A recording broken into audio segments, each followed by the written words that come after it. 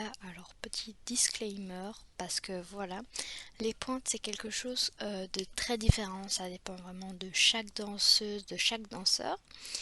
Et donc voilà, si certaines personnes ne se retrouvent pas là-dedans, sachez que c'est moi, c'est ce que je fais moi. Certaines personnes ne mettent pas de protège-pointe ou alors ne mettent pas le petit coton que vous verrez. Mais voilà, c'est ce que je fais moi et c'est tout. Bisous, bonne vidéo. Alors, coucou, on se retrouve pour une nouvelle vidéo qui est comment mettre ses pointes. Vous avez été très nombreuses et nombreux à me le demander, alors je vais vous le montrer.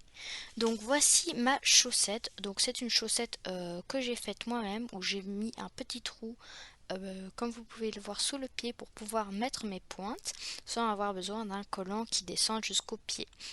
Donc on va déjà enlever le trou, c'est très important avec un collant avec un trou, sinon vous ne vous y retrouverez pas et ce sera un peu plus compliqué. Donc vous prenez du coton, moi personnellement je l'ai ouvert en deux, comme ça j'en ai un pour chaque pied. Je le mets entre le gros orteil et celui à côté tout simplement. Puis je mets des protège-points, donc ceux-ci viennent de chez Repetto. Moi j'en mets parce que c'est plus agréable, sinon j'ai trop mal. Puis après derrière, là où il y a le tendon d'Achille, je prends un pansement et je vais venir le mettre. Donc le coton c'est tout simplement pour que les orteils ne se frottent pas l'un l'autre et qu'il y ait des irritations. Alors voilà, je l'applique bien. Et puis après je vais venir remettre le collant. C'est pour ça que c'est beaucoup plus simple. Sinon vous devez enlever le collant, le remettre. Ça ira beaucoup plus vite. Étape 2. Vous allez avoir besoin de vos pointes, ce qui est logique. Donc moi c'est des Repetto, c'est des Julieta. Tout simplement c'est des points de débutant, c'est mes deuxièmes pointes. Et voilà.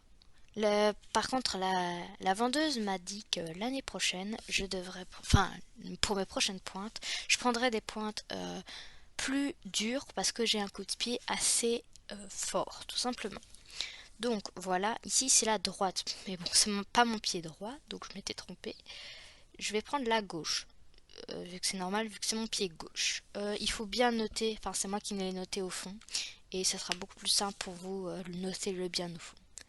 Donc ici il y a des petits nœuds, moi je le mets au fond, comme ça.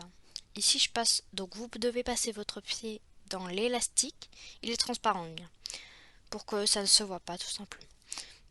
Après vous allez venir prendre votre ruban extérieur, tout simplement celui qui est vers l'extérieur, donc pas vers l'intérieur de votre pied, vers l'extérieur, donc comme vous pouvez le voir.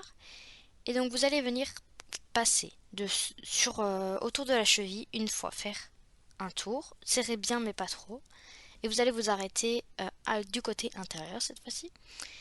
Et donc vous prenez l'autre ruban et vous allez venir passer. Là, il faut bien serrer, mais pas trop, sinon ça va gêner la circulation sanguine. On passe en dessous. Et voilà. Donc maintenant, vous allez venir faire un nœud plat. Donc c'est simple. On fait un nœud normal, puis après on le tourne sur le côté. Et puis après, on refait un petit nœud. Et on va le passer sous le ruban. Comme ceci. Voilà.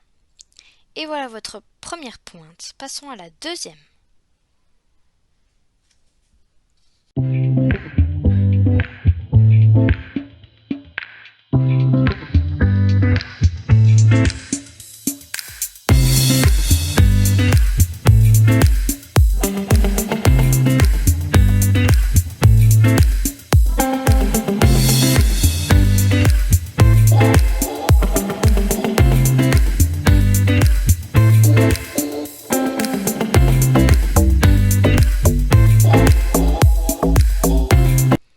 Et voilà, maintenant vous avez vos pointes prêtes pour le cours. Je voulais juste vous dire que c'était une manière plus académique plus pour le court parce que je sais qu'il y a certains ballets où ça monte à la hauteur du genou, le ruban.